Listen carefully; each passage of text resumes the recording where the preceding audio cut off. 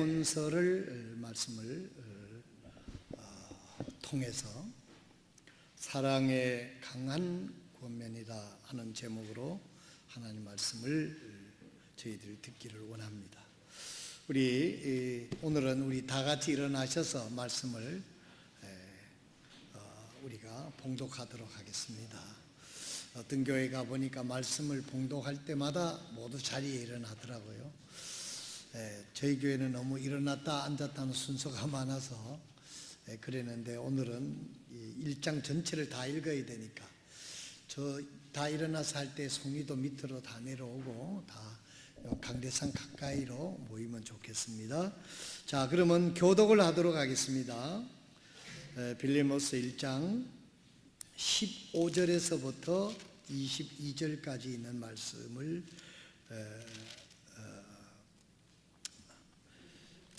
1절에서부터 22절까지 한 장, 빌레모스 한 장 전체뿐이 없어서 그렇게 계획을 했습니다. 교독합니다. 예수 그리스도의 갇힌 자 된 바울과 우리 형제 디모데는 우리가 극진히 사랑하는 자요 동료 일꾼인 빌레몬과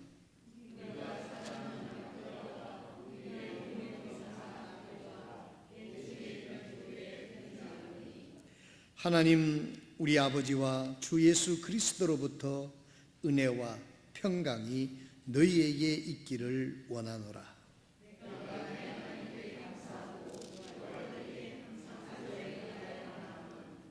주 예수님과 또 모든 성도들을 향해 내가 품은 내 사랑과 믿음에 관하여 듣기 때문이라.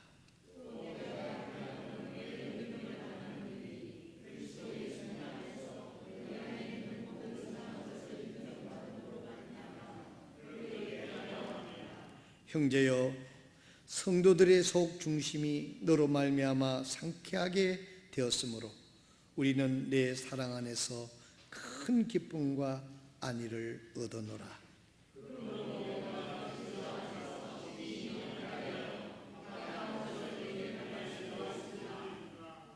도리어 사랑으로 인해 내게 간청하노라. 나이가 많은 나 바울은 또한 지금 예수 그리스도의 갇힌 자가 되어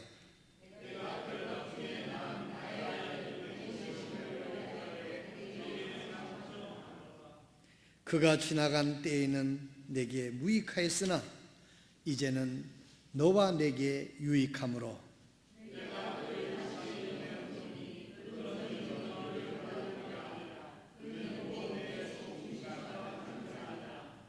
내가 그를 나와 함께 있게 하여 복음으로 인해 결박당한 나를 너 대신 섬기게 할 수 있었으나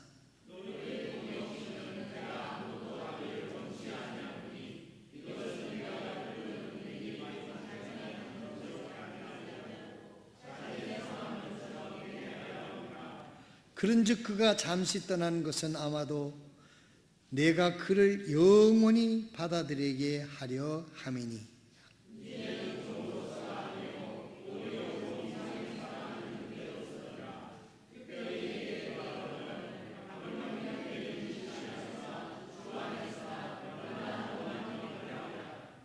그러므로 내가 나를 동반자로 여기거든 마치 나를 받아들이는 것 같이 그를 받아들이라.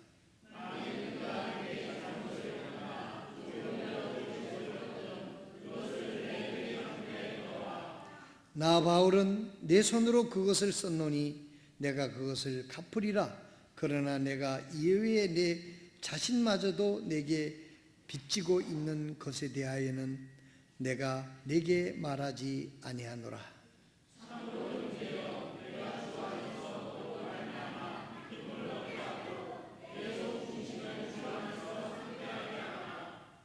나는 내가 순종할 것을 확신함으로 내게 썼으며 또한 내게 말하는 것 이상으로 내게 행할 줄을 아노라.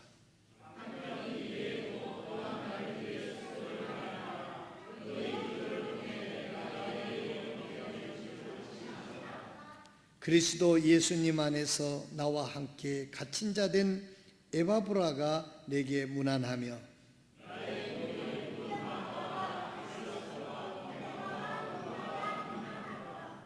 우리 주 예수 그리스도의 은혜가 너희 영과 함께 있기를 원하노라.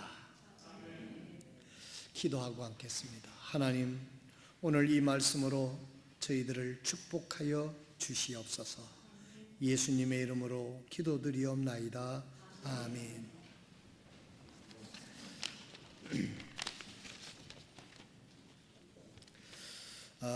여기는 바울 사도가 로마의 감옥에 있으면서 빌레몬이라고 하는 사람에게 개인적인 편지를 쓴 것입니다. 그 편지는 물론 명령할 수도 있지만은 상대를 존중하고 간절히 이 간청으로 말하자면 부탁을 하는 그런 편지가 되겠습니다.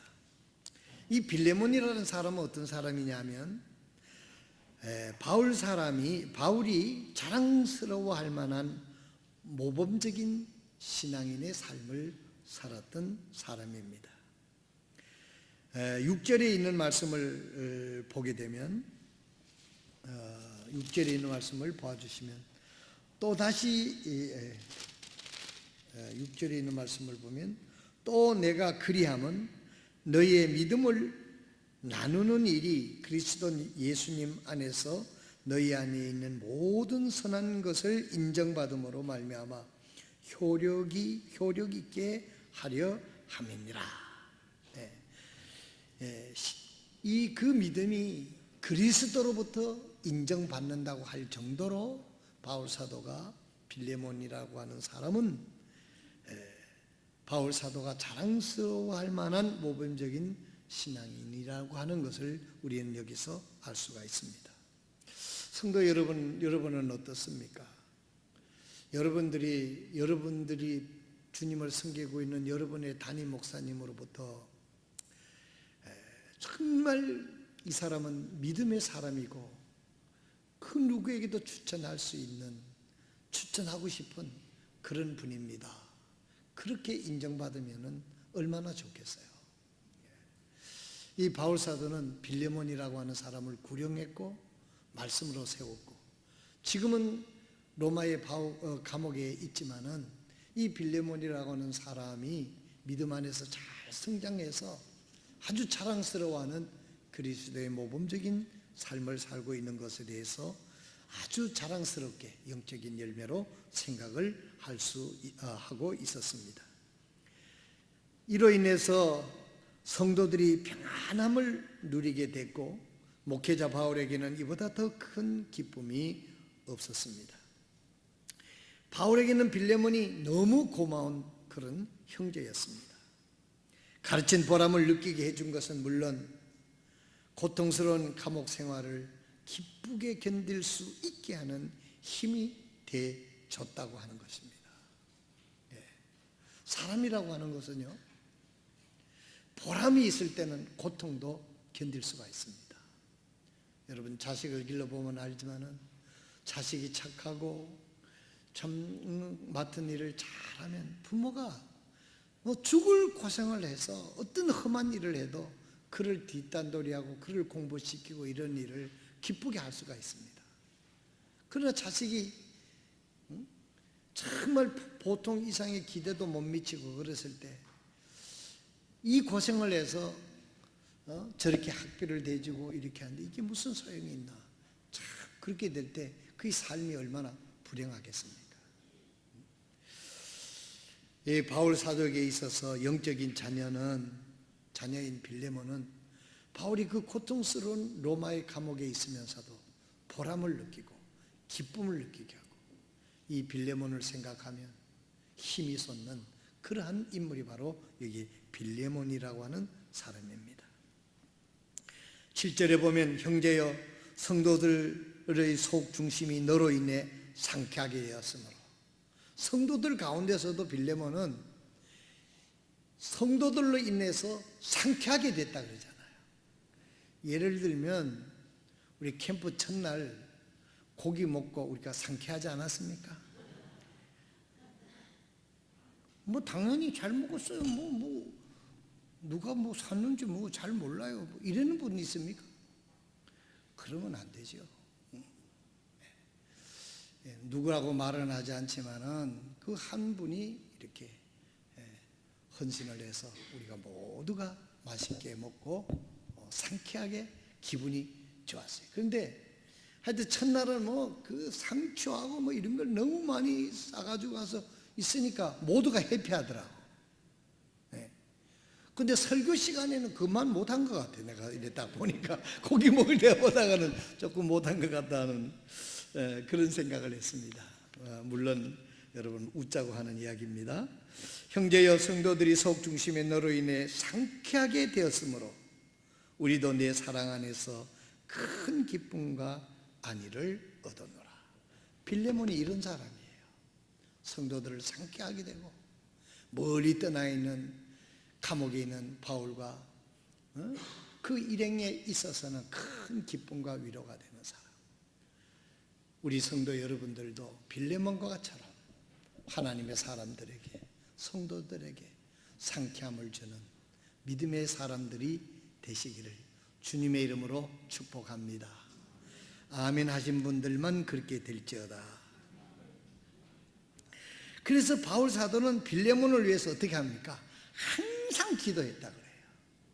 누군가 날 위해 기도하고 있다고 하면 그것보다도 더 든든한 게 어디 있습니까?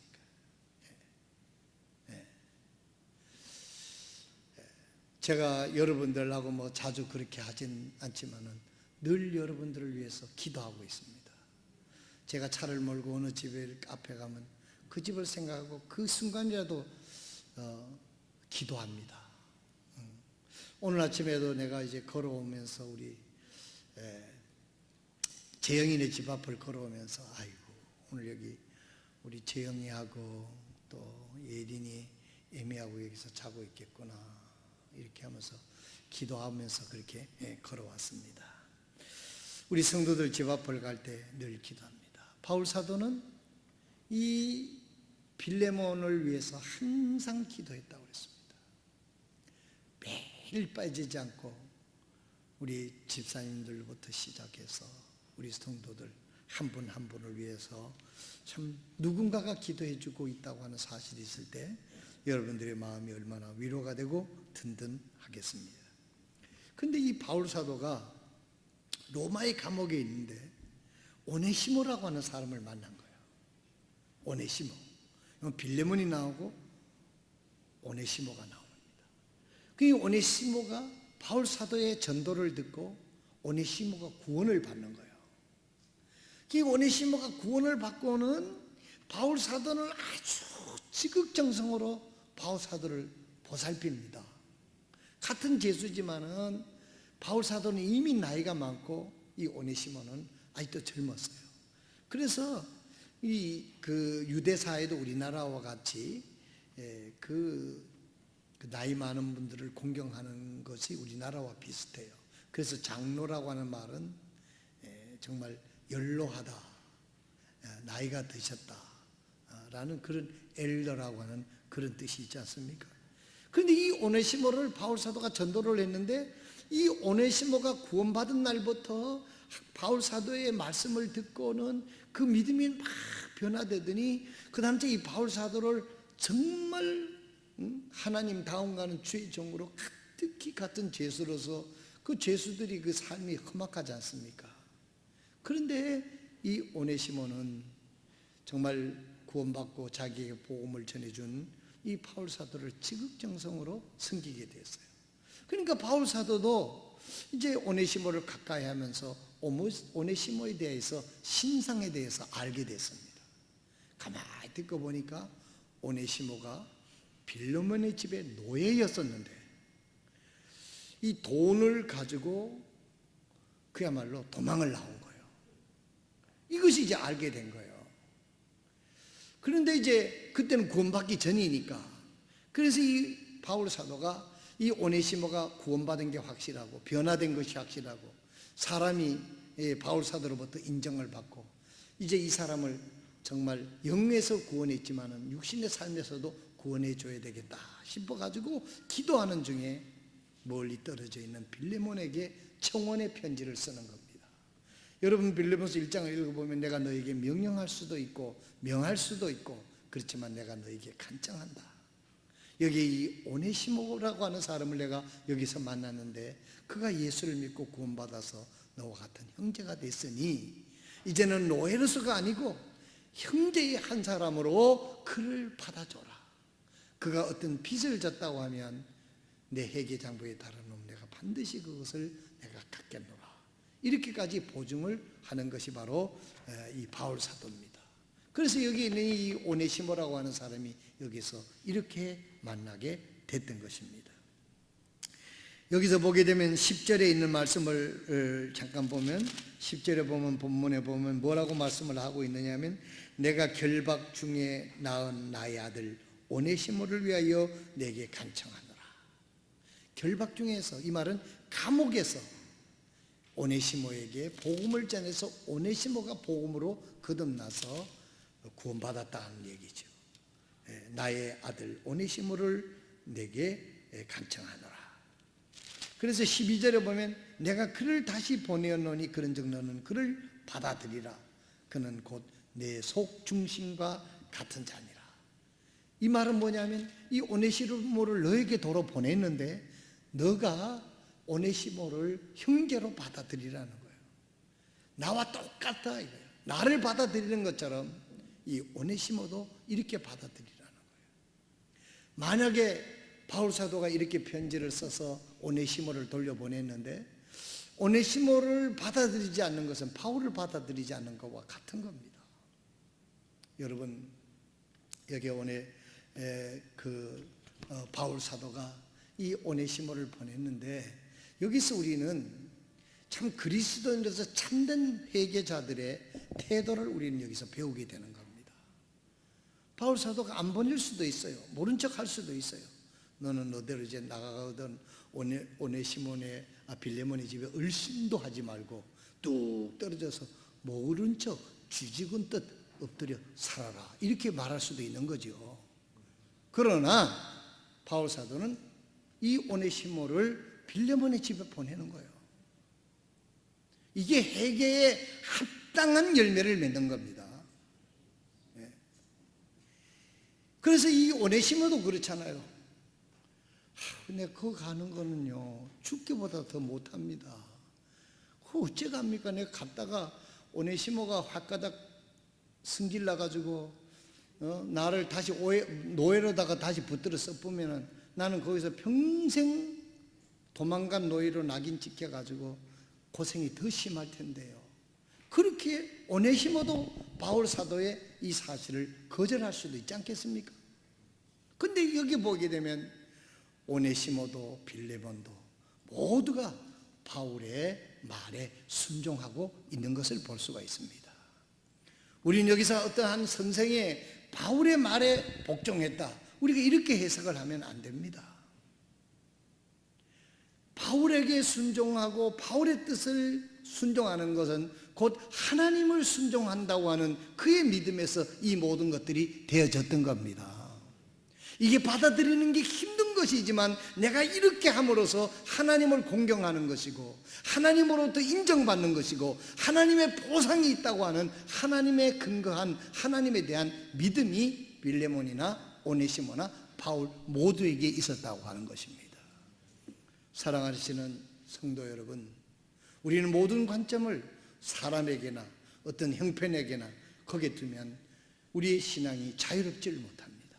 우리는 언제나 하나님에게 그 중심을 둬야 될 줄로 믿습니다. 이렇게 하는 것이 하나님을 기쁘시게 하는 것이냐, 이렇게 하는 것이 하나님의 의를 이루는 것이냐, 이렇게 하는 것이 하나님의 교회를 세우는 일이냐, 이렇게 하는 것이 하나님의 사람을 세우는 것이냐. 그렇다고 하면 내 개인적인 생각이나 내 개인적인 이득을 버리고 하나님의 뜻에 순종한다고 하면 살아계신 하나님이 이거보다 더 몇 배로 보상해 주시지 않겠는가. 이것이 바로 오네시모나 빌레몬의 믿음이었기 때문에 그것을 순종하기 어려운 것도 기꺼이 하나님을 믿고 순종할 수 있었음을 우리는 생각해야 하는 것입니다. 사랑하시는 성도 여러분, 우리는 때때로 순종하기 어려운 거 있어요. 때로는 복종하기 어려운 거 있습니다. 때로는 어떤 것을 바로 하기 위해서는 내 희생이 너무 크고 내 자존심이 허락지 않아서 그런 것을 하지 못할 때가 있습니다. 그럴 때 어떻게 해야 됩니까? 내 자신을 한탄하기보다는 하나님을 바라봐야 되는 거예요. 내가 뭐 이 정도뿐이 안 되는가? 내가 이 정도뿐이 안 되는가? 뭐 그렇게 어지간히 자기가 뭐 그런 사람이라고 그렇게 고민할 것도 없어요. 우리는 다 도끼인, 객기인 다 그거예요. 하나님을 다 바라보면 그 하나님의 풍성하심, 하나님의 사랑, 하나님의 그 권능을 생각하면 그렇지, 내가 하나님을 위해서 이런 헌신, 이런 순종을 하면 하나님의 그 풍성한 은혜가 나와 우리 집에, 우리 자녀에게 임할 것을 믿을 때 그 순종하는 것이 어렵지 않게 된다는 것입니다. 그래서 빌레몬과 오네시모와 바울은 어려운 일을, 하나님의 의를 이루기 위해서 기꺼이 이루었던 것을 볼 수가 있습니다. 그때 당시에 노예 제도는 합법적이었기 때문에 오네시모의 주인이 빌레몬에게 허락받는 절차가 절대적으로 필요했습니다.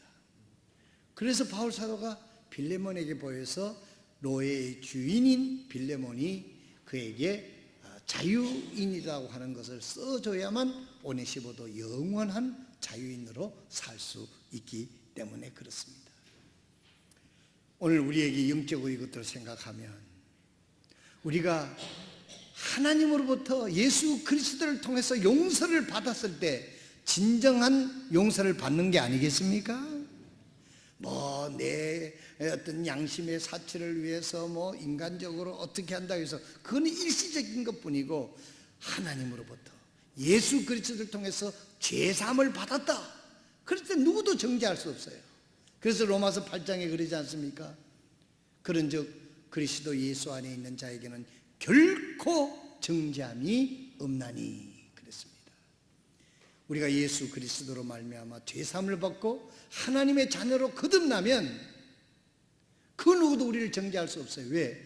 만왕의 왕이신 하나님께서 예수 그리스도를 십자가에서 피 흘려 우리의 죄값을 다 지불해 줬기 때문에 그 누구도 우리를 정죄할 수 없었다는 것입니다. 그러므로 우리가 죄사함을 받고 우리가 그 정죄에서 해방을 받는 길은 예수 그리스도밖에 없었던 거예요. 여기 있는 오네시모도 자기를 온전히 해방시켜 줄 사람은 바울도 아니고 그 누구도 아닌 자기의 전 주인 빌레몬이 자기를 해방시켜 줄 수 있는 것을 바울도 알고 오네시모도 알았기 때문에 그 오네시모에게 이런 절차를 밟게 되는 것을 볼 수가 있습니다. 그 다음째 우리가 여기서 보면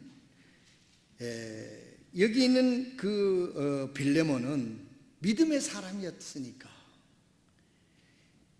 그를 기쁨으로 받아들였어요. 바울 사도는 이 오네시모가 빌레몬이 충분히 받아들일 수 있는 사람이라고 믿었기 때문에 그를 믿고 확신 속에서 편지와 함께 오네시모를 이 빌레몬에게 이제 보내게 되는 것이죠. 사랑하시는 성도 여러분, 신앙이 좋다는 게 뭡니까? 내가 믿고 싶은 거 믿고 내가 하고 싶은 것으로 끝난다고 하면 그것이 한계입니다. 그러나 진정한 신앙은 하나님이 원하는 것을, 하나님의 뜻을 온전히 우리가 순종하고 이루게 될 때 우리는 그 믿음이 하나님 앞에서 사람 앞에 인정될 줄로 믿습니다. 만약에 여기 있는 빌레몬이 바울 선생님이 내 스승이건 맞지만은 이것은 내하의 관계의 문제입니다. 당신하고 문제, 아무리 스승이지만 이 문제는 내가 해결해야 되겠습니다. 거기 타치하지 마세요. 목회하다가 보면요, 이런 사람들 종종 만나요. 목사가 영적인 것에서 고면하면 그것은 목사님이 관여할 문제가 아닙니다 이러면서 그렇게 하는 경우가 있어요. 그렇게 얘기하면 얼마나 무한한지 몰라요. 여러분, 빌레몬은 그럴 수 있지 않습니까? 자기 노예인데, 자기 돈을 가지고 튄 사람인데, 뭐 잡아준 거는 고맙지만 용서해주고 받아주고 해방하는 거는 내가 할 일인데 바울 선생님까지 그것까지 뭘 자꾸 이래라 저래라 합니까? 짜증납니다. 내가 그런 소리 자주 들어요. 뭔 얘기하면 짜증난다 그러는데 짜증나겠죠 여러분. 그러나 짜증내지 않고 기쁨으로 하나님의 뜻을 받아들일 때 그 믿음이 인정된다는 것을 믿으시길 바랍니다. 짜증난다고 하는 것은, 짜증낸다고 하는 것은 믿음이 그만큼 안 된다는 얘기 아닙니까? 내 맘대로 내 뜻대로 하고자 하는데 왜 자꾸 이래라 저래라 하느냐, 이런 뜻 아닙니까? 오늘 우리도 하나님 앞에서 혹시 이러고 있지는 않는지 오늘 아침 우리의 자신을 돌아보는, 그래서 하나님을 기쁘시게 하고 하나님의 의를 이루는 그런 은혜가 저와 여러분에게 있기를 바랍니다. 그래서 여기 있는 빌레몬처럼 바울 사도가 한 개인에게 이 빌레몬서를 편지를 써서 부탁을 하고 이렇게 쓰는 것은 이 빌레몬서뿐이 없어요. 물론 디모데 전후서가 있습니다만 그건 목회 서신이고 빌레몬은 목회자도 아니에요. 한 평신도를 향해서 이 빌레몬이 편지를 쓴 거예요. 얼마나 훌륭하고 얼마나 믿음이 좋았으면 이렇게 했겠는가 하는 것입니다. 지난번 우리가 상신계에 어긋난 헌신이 필요하듯이 우리는 때로 믿음으로 하나님을 바라보고 하나님의 보상을 생각하고 하나님의 위로를 생각하고 하나님의 뜻을 받아들이는 은혜가 저와 여러분에게 있기를 바랍니다. 그래서 하나님이 여러분을 보상하고 하나님이 여러분을 세워주고 하나님이 그것을 통해서 많은 사람들에게 교훈할 수 있는, 야 동부교회의 저 집사를 봐라, 동부교회의 저 형제를 봐라, 동부교회의 저 자매를 봐라, 그 이야기만 듣고도 은혜가 되는 그런 여러분들의 이 땅에서의 영적인 목표를 가지고 빌레몬처럼 이 바울 사도가 믿고 하나님 뜻을 이루도록 고면할 수 있는 그런 믿음의 형제 자매들이 될 수 있기를 바랍니다. 그다음 이제 바울 사도의 요청은 뭐냐면 16절입니다. 16절에 보면 이제는 종으로서가 아니요 오히려 종 이상의 사랑하는 형제로서니라. 이제는 종으로 무슨 도망간 종의 용서 그게 아니고 형제로 받아들이라는 거예요. 너와 똑같은 신분의 회복을 하고 너와 똑같은 하나님의 자녀로 종으로 회복시키라는 거예요. 이것은요 바울 사도의 기분으로 내키는 게 아닙니다. 우리가 잘 아는 대로 요한복음 1장 12절 어떻게 됩니까? 영접하는 자 곧 그 이름을 믿는 자들에게는 하나님의 뭐예요? 자녀가 되는, 아들 딸이 되는 권세를 주셨다. 누가 줬다 그랬어요? 하나님이 주신 거예요.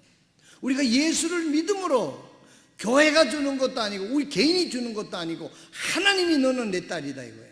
하나님이 너는 내 아들이다 이거예요. 누가 이 하나님의 말씀을 부인할 사람이 있습니까? 요한복음 1장 12절. 그래서 바울 사도는 오네시모가 예수 믿었으니 그 믿음이 간증됐으니 노예로서부터 해방시키는 이상으로 너의 형제로 신분을 회복시키고 형제로 대하라는 거예요. 여러분 요거까지도 괜찮아요. 아이고 노예를 회복시키다니까 아이고 바울 사도의 얼굴을 봐서라도 같이 노예 하나 없는 셈 치고 그냥 없는 걸로 해주지 이럴 수 있지만 이제는 자기와 똑같은 형제로 받아들이라고 그러니까 존심 상하지 않나요? 존심 알죠? 존심 상한단 말이에요. 엊그저께만 해도 내가 부리던 노예가 이제는 김형제, 빌레몬 형제 이러고 오네시모 형제. 이 빌레몬이 믿음을 아니고는 이와 같은 그 신분의 계층과 차별을 타파하기가 참 힘든 거죠. 여러분 우리 세계에도요, 지금 세계에도요 이런 그 선이 다 그어져 있습니다. 우리가 진정한 믿음으로 우리 교회 안에서는 예수 믿고 구원받으면은 묻지도 말고 따지지도 말고 구원의 확신이 분명하면 형제와 자매로 받아들여야 되는 거예요. 그래서 교회 초대교회에서는 다른 권사님 뭐니 그거 없었어요. 형제요 자매가 이게 최고입니다. 그래서 일반 교회에서 염증을 느끼고 새로 나간 교회가 브레드런 처치라고 있어요. 형제의 모임이죠. 그런 교회에서는 형제 자매 우리와 비슷한 그런 부분이 참 많이 있습니다.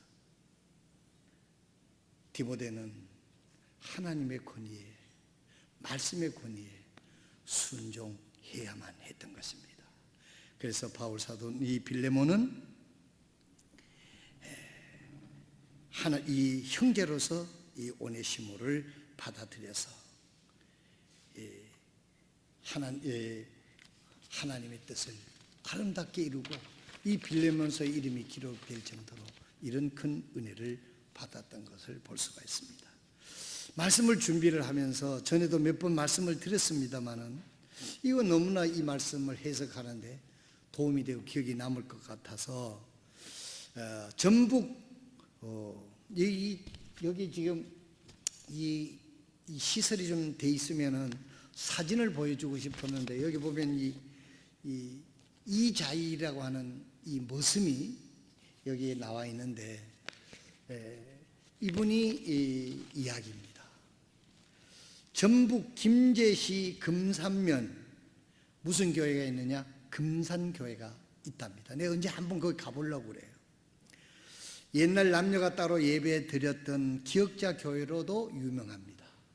기역자 교회가 돼서 강대상이 기역자 꽃지점이 있고 이쪽에는 자매님들, 이쪽에는 형제들 이래서 서로 안 보고 그래도 그래도 연애할 건 다 했다고 그러더라고요. 그렇게 옛날에는 보통 교회는 이렇게 예배하고 가운데다 햇대포 같은 거가 딱 쳐놓고 이쪽에는 자매, 이쪽에는 있어도 다 눈이 맞아가지고 결혼하고 다 했지 그거 막는다고 될 일이 아니에요.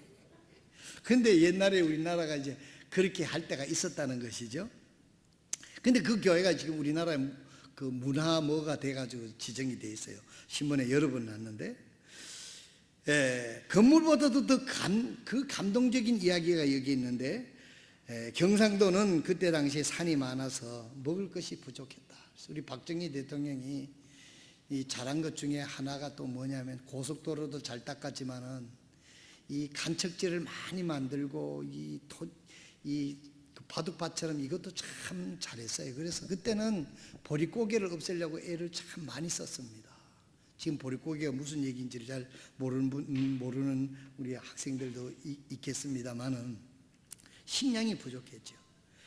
그래서 경상도는 산이 많아서 먹을 것이 부족했다. 그래서 전라도에 가면 굶어 죽지 않는다는 말이 흘러다녔다. 경상도 이자익이 김제에 와서 조덕삼의 집에 들어와 머슴 생활을 하게 됩니다.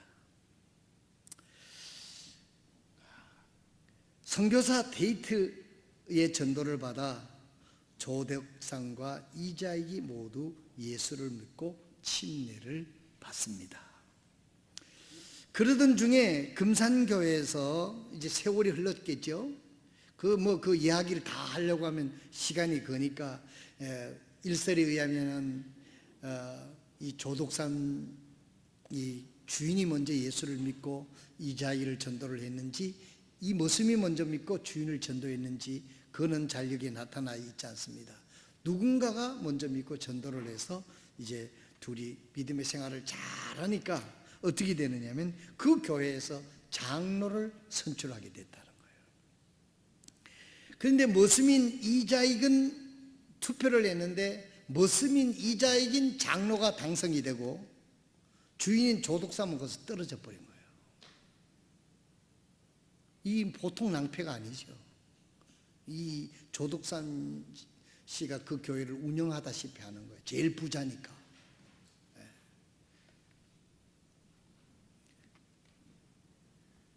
장로에 떨어진 것은 일종의 실패의 체험이다.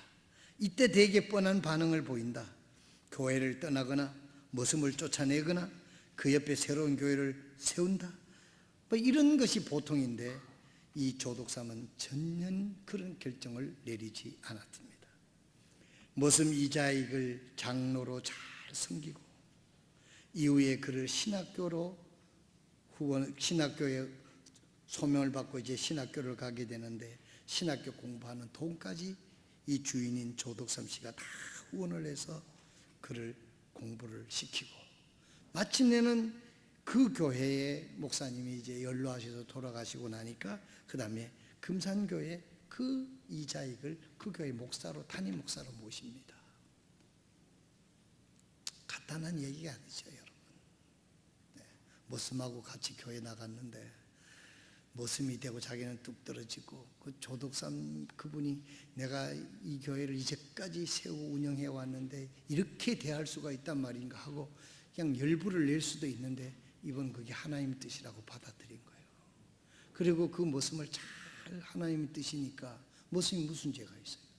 잘 살피고 소명을 받아 신학교를 가니까 다 후원을 해가지고 훌륭한 목사로 만들었어요. 나중엔 자기 담임 목사로 와가지고 담임 목사로까지 그렇게 직경소로 모셨다는 얘기가 아닙니까? 이게 감동적인 이야기죠.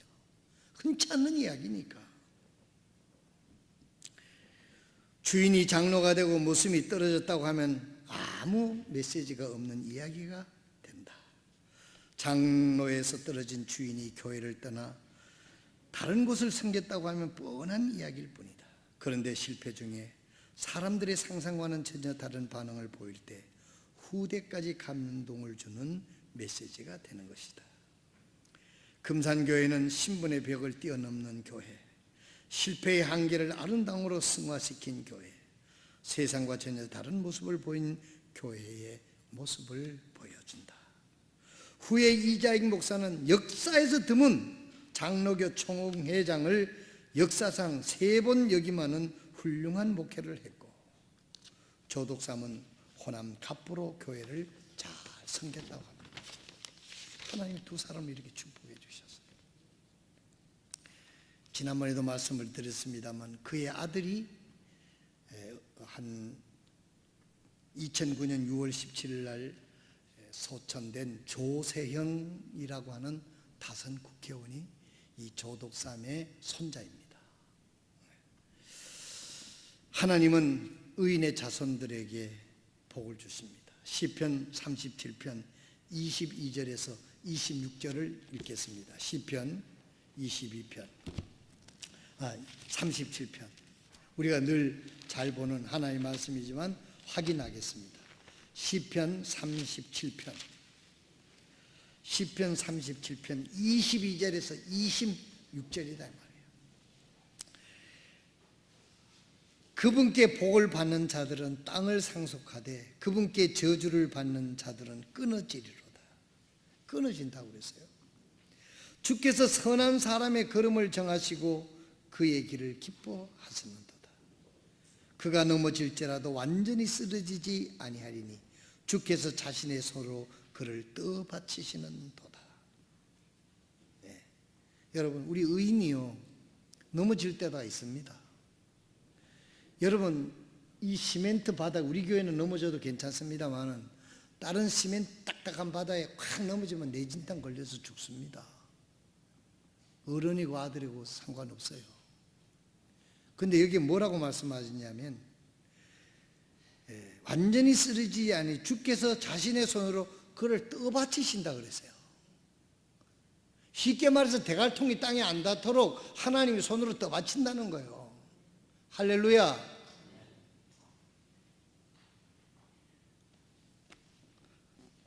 (25절에) 내가 젊은 시절을 보내고 이제 늙었으되 지금까지 의로운 자가 벌어지거나 그의 씨가 빵을 구걸하는 것을 보지 못하였도다.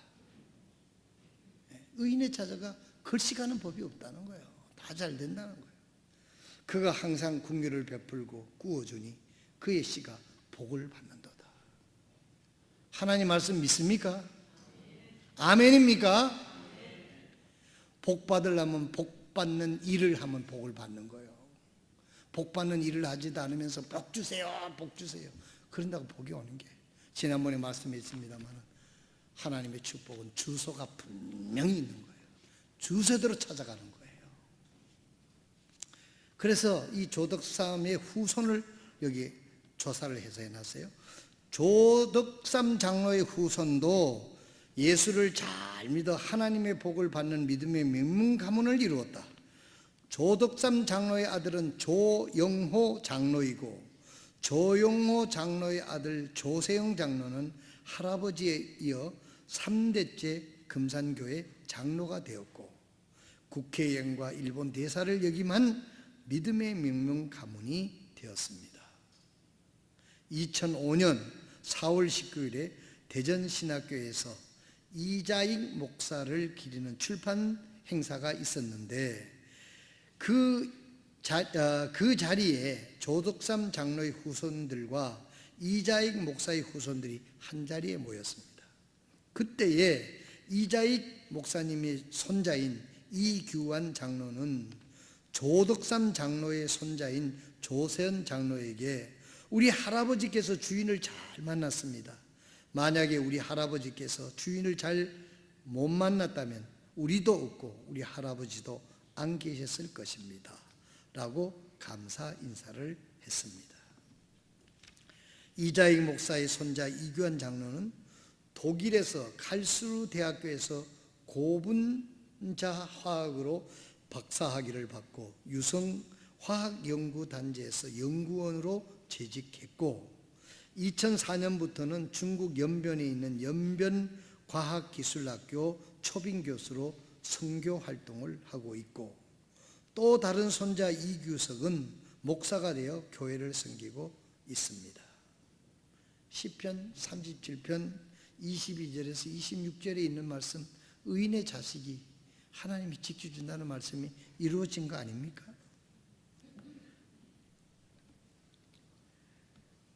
그 마음에 하나님의 법이 있다고 했습니다. 하나님의 지혜와 하나님의 정의를 말하면 하나님께서 그의 삶을 이어가기를 하나님은 원하고 있습니다. 그래서 여기 제가 이 스크럽 행구를 제가 해가지고 왔는데 이 조세영이라고 하는 분은 이제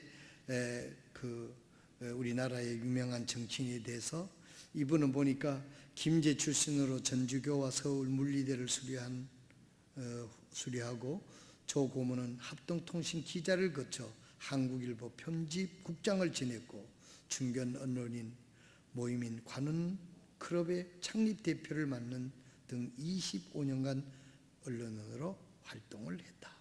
이후 79년 10월 신민당 국회의원으로 정계에 입문 13대에서 15대 의원을 지냈으며 국민회의 총재 권한대행과 일본 대사 열린우리당 고문으로 등을 역할을 했다. 이렇게 기록이 되어 있습니다.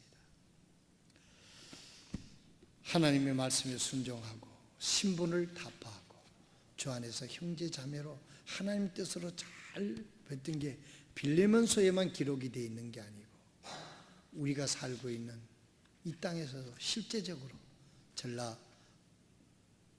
전라북도입니까 남도입니까? 전라북도겠지요. 김제의 금산교회에서 이런 사건이 있었습니다.